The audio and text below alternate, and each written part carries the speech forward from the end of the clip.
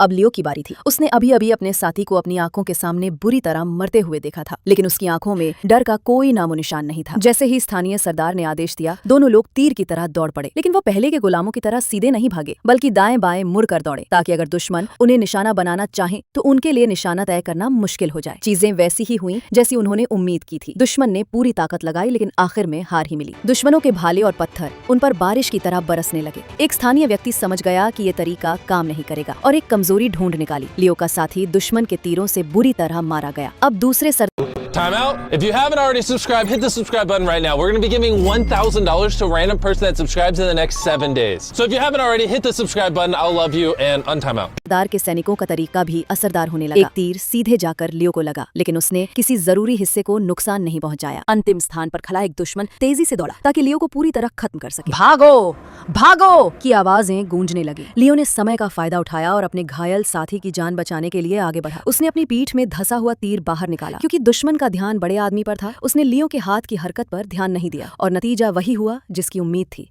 गुलाम ने पलटवार कर उसे मार डाला। दूर खड़ा उसका साथी लड़खड़ाते हुए उसे देख रहा था। उसे लगा शायद लियो ने ज्यादा पी ली है, लेकिन जब वो नीचे गिरा तो उन्हें एहसास हुआ कि कुछ गड़बड़ है। अगले ही पल जमीन पर पड़ा लियो भी उठ खड़ा हुआ। स्थानीय लोगों ने ये देखा और उसकी ओर तेजी से बढ़े, लेकिन अपने हथियार फेंकना भी नहीं भूले। किस्मत ने लियो का साथ दिया और वो सभी हमलों से बच गया। वो अपने घायल शरीर को घसीटता हुआ बर्जरा के खेत में भाग गया। क्या आप जानना चाहते हैं आगे क्या हुआ? तो नीचे जरूर बताइए।